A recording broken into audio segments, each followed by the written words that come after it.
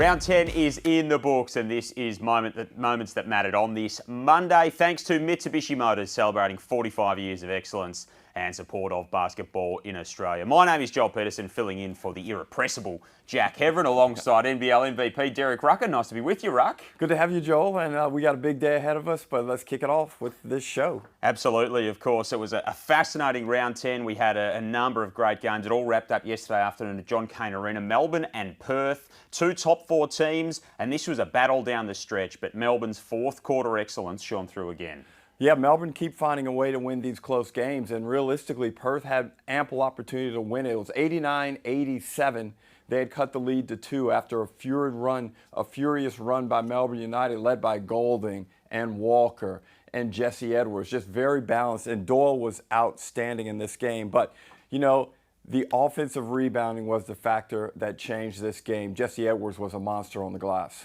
He and JLA, it was a great battle between the two big men inside. It was sort of one of the features of this game that they are in such great form. They sort of do it in different ways as well, both highly efficient, but their battle yesterday was superb. Well, as I mentioned, Jesse Edwards was dominant on the glass. He had 11 points, 16 rebounds, whereas JLA did a lot more scoring, but JLA wasn't able to effectively rebound. And as I mentioned before, that score got to 89-87. Melbourne were in the lead. Perth come down on a defensive stop and can't get the defensive rebound, which leads to a Kyle Bowen putback, puts United up 4, and they never look back. Of course, at the FIBA break now, so both of these teams get there in pretty good shape. How do you assess Melbourne couldn't have really asked for a lot more out of the early part of this season, could they? 13-2 going into the break, and they win 2 really close games to close out kind of the first third of the season. I think they'd be exceptionally happy with where they are because, look, Joel, it's really hard to continue to be great. This is a team that's lost consecutive championship series, and here they are atop the ladder. Clearly the best team in the competition. However, some slight vulnerability. We've seen them they've been played closely, and you know they're not just invincible. They have to stay sharp. Dean Vickerman will continue to seek ways to make his team better during the FIBA break.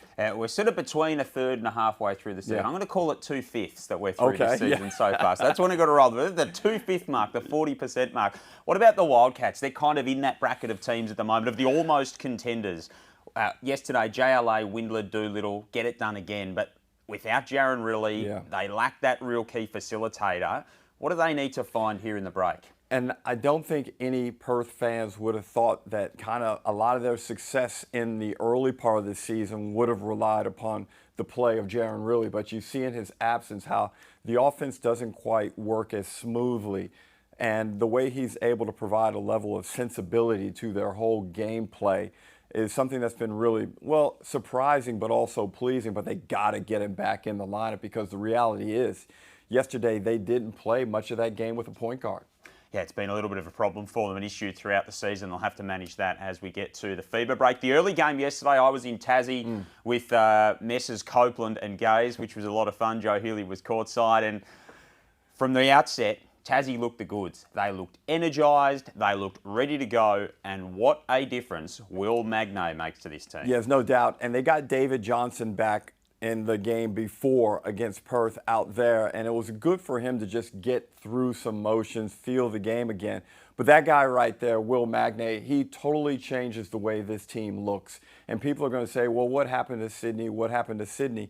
We know that the JackJumpers, when they have their full roster available to them, they can play at a very high level, and we saw it demonstrated yesterday in just that complete whitewash of the Sydney Kings. Sydney jump out. I think they got out to a 3-2 lead on the back. I think they knocked down a 3-ball, but then Tassie go on a run and make it 12-3. Sydney bite back a little bit to make it a little bit closer at the end of the first quarter, but then maybe 2 minutes into the second quarter, the game was effectively over. Tassie get out to like a 35-24 lead, and you saw just a change in the energy and that way that team looked and functions with McVeigh, Johnson, Hamilton, Campbell. They look much more complete, and the defense was outstanding. And Will McVeigh brings a bit at both ends. Josh Banner with another really good performance too. His numbers recently have been absolutely outstanding. Of course, first year for Tassie, he's going to be part of the Boomers team that'll play this week. He is a very, very good player. Is he trending toward becoming in the elite bracket? Well, I left him out of that list of names that I just dropped because he's the guy that is the one that can maybe take them to the next level. Given that everybody else is healthy, Bannon right now is giving you 16 points a game. He's giving you 9.5 rebounds a game. He's shooting it over 50% from the field. And the beauty of Josh Bannon is he continues to develop. So this guy is still a few years away from playing his best basketball. He works hard, and again, he's benefited from being in a very sound structure, a place that is all about excellence, and I think, you know, the move from Brisbane has really benefited him greatly. It seemed like a good fit at the time. It only seems like a better fit now. For the Sydney Kings, so beaten by 23 points, Xavier Cooks fouls out, Tyler Robertson fouls out, Bull Quoll fouls out. We'll come back to that. They lacked discipline. They didn't seem like they could get anything going offensively. Of course, no Matthew Dellavedova and no Sean Bruce, we know that. What would worry Brian Goorjian out of this performance? Well, just the fact that I thought they didn't come out with the necessary hunger and the fight. You knew it was going to be a battle down there in Tassie, that Tassie's emotions and their energy would be up because, you know, as I said before, they feel like they've got their full team and their full roster. But offensively, to only put up 81 points against a team, now Tassie are a playoff level team. That lineup they faced yesterday is a legit postseason team. So Brian Goorjian's team couldn't put up the numbers. I just didn't think the focus was really there. Defensively, they give up 104. And I know last week when Matthew Dellavedova missed that game, there was a lot of talk about, do the Kings need Dellavedova? This game, you realize, oh, wait, they actually could have used Matthew Dellavedova big time. He was just giving them a little bit of composure and some experience how to battle through when they faced adversity at certain patches in that game and the lead just blew out. Yeah, that offense looked stuck in the mud for a lot of it. Kendrick Davis couldn't get it going, particularly from outside. He did all that he could, but just wasn't enough yesterday for the Sydney Kings. Adelaide go to the break in second spot, South East Melbourne third. They faced off on Saturday night at John Cain Arena, and this was a really even game. South East Melbourne controlled much of the first half. We had lead changes in the third, and then it was broken open for the Adelaide 36ers, not by Bryce Cotton, but by a man coming off the bench in DJ Vasilovic, who was scorching with 17 in that final quarter. And let me just say right away, Joel, I love this role for DJ. It suits his game. He can come in and be a flamethrower. It allows Mike Wells to make in-game decisions that are pretty good. If DJ's playing well, if he gets it going, well, you stay in the lineup, and because you have it going, you're probably going to make our score go up really quickly. And then you have the other guys like Isaac White and Matt Kenyon who have found their roles in this lineup pretty well, and that was a really good victory. They came in against a very good team in Southeast Melbourne, and they handled their business. And Bryce is playing very complete basketball. He knows how to get off the ball when he needs to, and it's just making everybody better. Right now, Adelaide, I don't have them far off the mark in terms of if Melbourne United is the standard, I've got Adelaide just right about there. And I think Adelaide's ability and ceiling is starting to approach the same ceiling height of Melbourne United. Well, the exposed form line between those two teams would show us that they are very, very close indeed. Before we get to the Phoenix, I just want to get your thoughts. Zylan Cheatham, you would have seen the highlight by now, the putback. He is an extraordinary athlete. I mean, what this guy can do from an athletic perspective, but then as a connector for this team, they're sort of in contrast to one another. It's a bit of a paradox in the sense that a guy who is so finessed and so able to make his teammates better can then throw down that vicious tomahawk lefty putback filthy thing. That was insane. And I thought the dunk that he had in the first half, the quick two-hand punch, was an amazing play because he just popped off the ground, got tremendous elevation, and he's strong with it. No one was going to block that one. But the left-hand putback, I think that is the dunk of the season thus far. And he's had some nice lobs. He had a reverse lob a few weeks ago down in Adelaide. Look, he's a tremendous athlete, and I think his athleticism probably has masked his brilliance as a basketball player. And as you said, he's a great connector. He does tremendous things for Isaac Humphries, who's having a brilliant season. And he's a key piece. And I think once they kind of get Troy Brown Jr. to understand how he fits in during this FIBA break, then Adelaide, I think, can go to that level that I talked about before, to that Melbourne United ceiling. Yeah, it was an exciting play. It made Damon Lowry almost completely destroy our audio facilities in the broadcast on Saturday night, but luckily we held on, as did the Adelaide 36ers. The Southeast Melbourne side of things, so third on the table, they've played the top 2 teams 4 times. The 2 teams that are above them on the ladder. They have lost by 10 or more points in each of those 4 games. Is there a mental hurdle that they need to clear? They're down bodies with no Lewis, no Maldonado at the moment. What do you read into that performance where they again fall short against one of these top couple? It's a tough one, right? Because they've lost all 4 of their games to those teams. And you could say, well, the goal is just to finish as high as you can on the ladder, which they're well placed, they're well positioned. They've exceeded expectations coming into NBL26. Now, the guys that were out, Maldonado and Lewis, were they really going to impact this game? I don't think so. I don't think this was a game where they would have made much of a difference. But they do get to bring those guys back, and perhaps they can work with them in game plan for the next time they face a Melbourne United, which isn't far away, or the next time they face an Adelaide. But I think the blueprint, the way they keep fading out of these basketball games in the third quarter, is a bigger sign of a problem. And whether it's on the offensive end or the defensive end, Josh King now has to figure out a way to get better and to be able to compete against the top teams. They will beat the brakes off of a Brisbane. They will smoke teams like that aren't tight, that don't know really how to handle their business. They'll smoke Cairns. All those teams that are below them on the ladder, they handle it very well. But some of those teams like Tasmania and Perth, they're going to be watching these games, and they're going to come out with a game plan similar to what Adelaide and Melbourne United have done to beat Southeast Melbourne. So that's going to be kind of the next challenge that will be presented to the Phoenix. Yeah, they've done so much right this season. There's so much to like about the way that they play. It's just that one lingering question for Southeast Melbourne as we get to the 2/5 mark of this season. I like that. That's very good. Now, our league is the Hungry Jacks NBL. Right.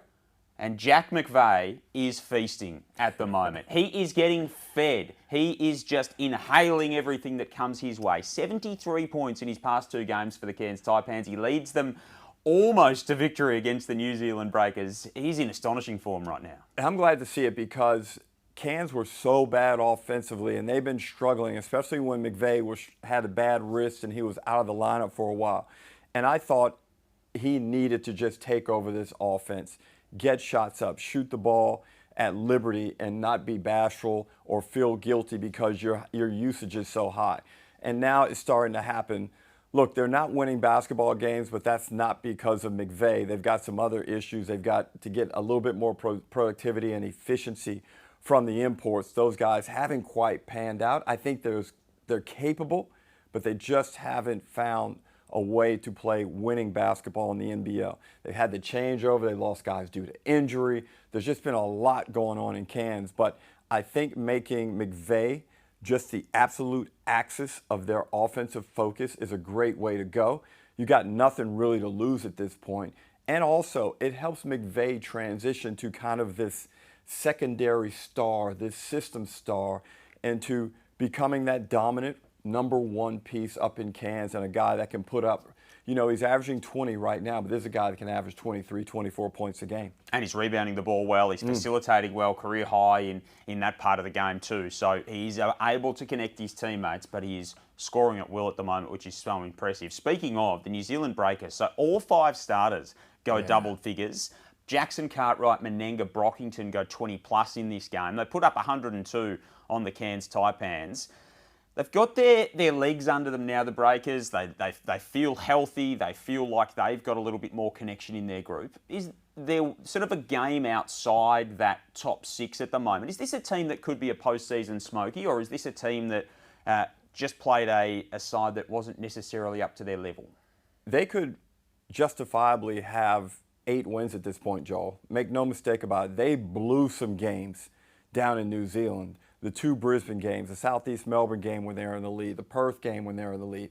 They really have played solid basketball without being flashy. Now, the thing I like about them is they know who they are. They know what's required to win basketball games. And the fact that they were in a lot of those games or had substantial leads in those games shows that they have an understanding of their identity. Now they just got to go on a run. Because they blew those games, they put themselves in a lot of pressure for the remaining 3/5 of the season. So, I wouldn't kind of discount the Breakers. And also, they've got Parker. And he's back to playing at a really high level consistently. Yeah, they've got 3 players who are doing it right up there with the best of them at the moment. Brockington, Menenga and Parker Jackson Cartwright. We know the talent that man has is extraordinary, and they're doing it pretty nicely at the moment, the New Zealand Breakers. They're just lurking outside the mix at the moment. You couldn't write them off, though. The Illawarra Hawks, they are the NBL's yo-yo team at the moment, Ruck. They are highly strung, they're up and down, but they've got a hell of a lot of tricks when they get going, and they got very close to Melbourne. This is tough because it ultimately, we never want to put so much emphasis on certain plays or whatnot, but, JaVale McGee goes to the line to shoot 2. They're down 1 late in that game. And unfortunately for the Hawks, he misses both of them. But, it still goes down as an L, and it looks bad that you lost at home again and all of the normal breakdown that we provide to the game. But Illawarra showed that they can compete with the best team in the league. And they beat them a couple of weeks ago, and then they take them to the wire here. So the ceiling is really high for Illawarra. I feel like that QJ Peterson Jr. still needs to understand the league a little bit more. He's being very productive in patches, but probably some decision-making at critical times. Harvey's numbers are good, but he really hasn't played to the level that he can.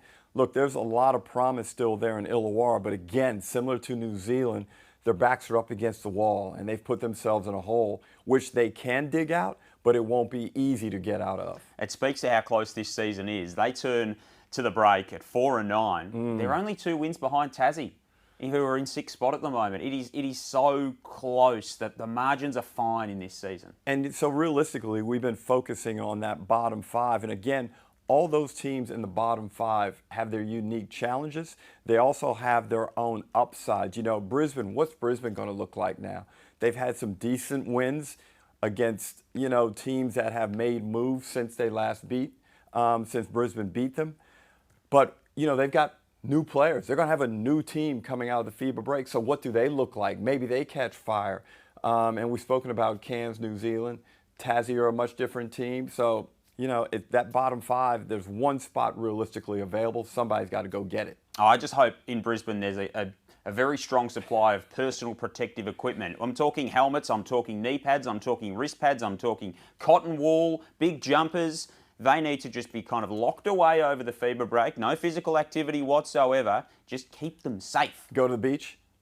Maybe. That could have dangers as well. The sand's hot, that kind of thing. You don't want any trouble if you're this Brisbane team. When Mitch Norton went down with that cramp on Thursday, you just went, oh, no, not again. I know. The injuries have riddled them. Let's hope, fingers crossed for the Brisbane Bullets, that that's the end of it. Yeah. Get healthy and, just get out there and look after yourself. But I'm not going to go into that because there's a segment I'm going to touch on with these Bullets a little bit later in the show. All right. Well, we're probably at that time right now for thumbs up and thumbs down. Let's kick it off with the positive. Do you want to go first? I'm gonna defer to you. Okay. My thumbs up is road teams in NBL26. I don't know how they're doing it, but Joel, right now there are 6 teams with winning records on the road. 7 teams have losing records at home. I'm not sure we've ever seen this type of result at this stage of the season. We're starting to get in towards the middle of the season, and this is quite alarming, but great job for the road teams. But which home team in that middle pack is going to go on a run and win a lot of home games? That's probably going to decide how you kind of position yourself for the postseason.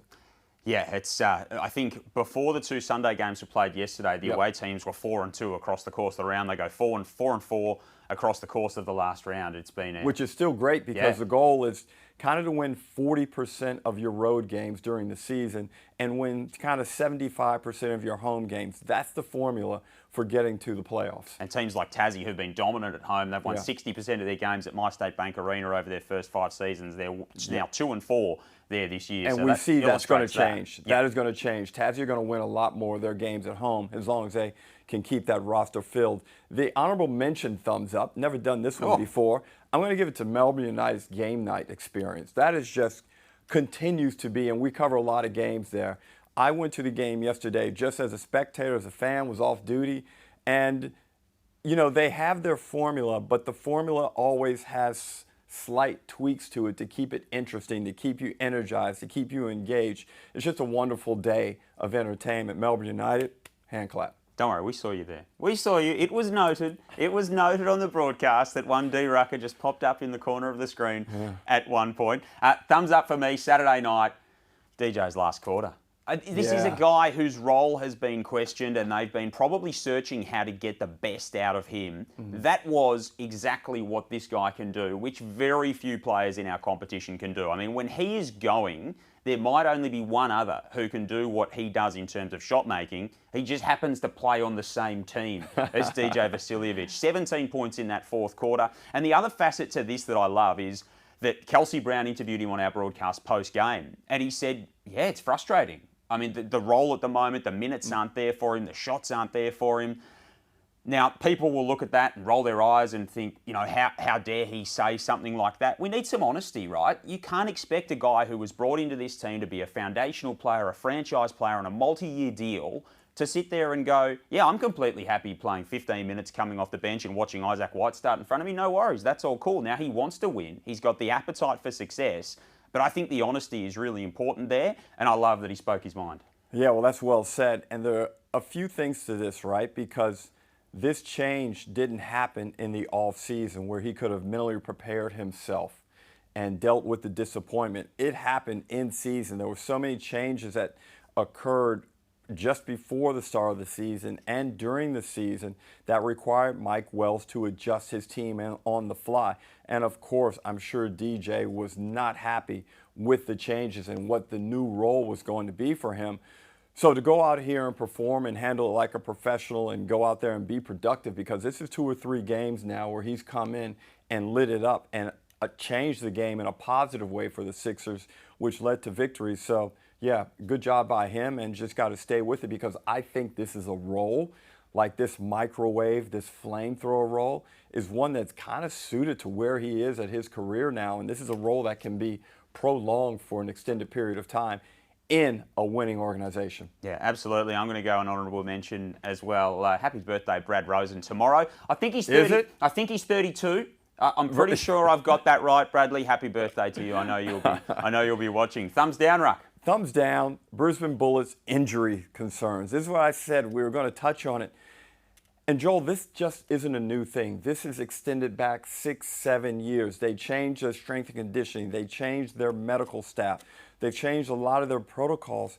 But I don't know what it is. And injuries, it's always difficult to discuss them, because the more you discuss them, it's like you're shining a light on them and they continue to manifest. But the other day we saw Lamar Patterson reach at the hamstring. Now he's out, a guy who had been having a good season, improving his value to the Bullets in the NBL. But I don't know what they need to do. I don't know what it is. Sometimes I say, are you better off doing minimal training? I don't know. Some people take the other road and say, we're not going hard enough.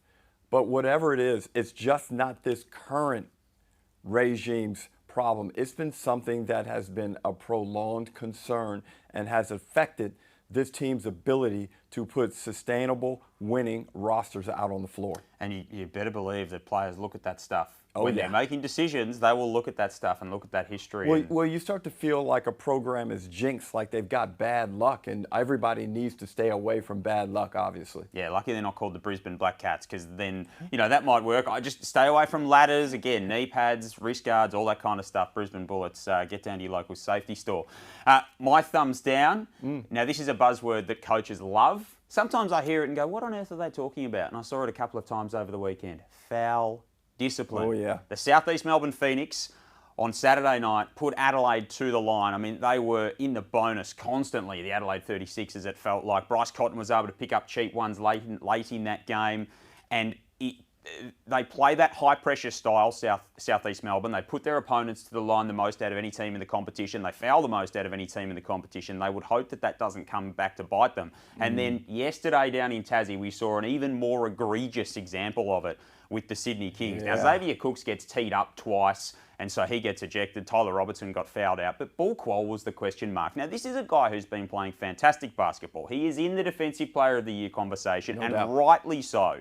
His team needed him, and he got baited into that fifth foul. And it sort of pervaded through that whole Sydney team yesterday. It was disappointing. We know that Ball's better than that. He'll bounce back. He'll come back stronger. But that foul discipline, I reckon there'd be a few coaches that are talking about that with their group over the next week. And you wonder, Joel, if it was My State Bank Arena that got the best of the Sydney Kings and Ball Quol in particular, because Bull has made tremendous improvement under Brian Goorjian in terms of regulating his emotions and not committing the silly fouls. But yesterday was a big step backwards. But look, the Sydney Kings, we touched on it before. That was a bad loss, and I think for those guys, they just got to wash that one away, move on. They've made significant improvement over the past month. They're 7-6. They're sitting in 5th place. Now they got to find the next step. But you're right. Intelligence often can beat strength, and they've got to find a smart approach to being intense out there on the basketball court. Well, that's it for us. Of course, the FIBA break is here. Good luck to the Boomers this week against the Tall Blacks. There is so much NBL talent on display in those games, so that is going to be absolutely fantastic. And it's a big week for you, my man, so all the very best of luck. Thank you. The top 15 is being processed and will be released later this week, Joel. And yes, it's a big one. Indeed it is. Those were the moments that mattered for round 10. Thanks to Mitsubishi Motors. We'll see you next time. The moments when stars come to play.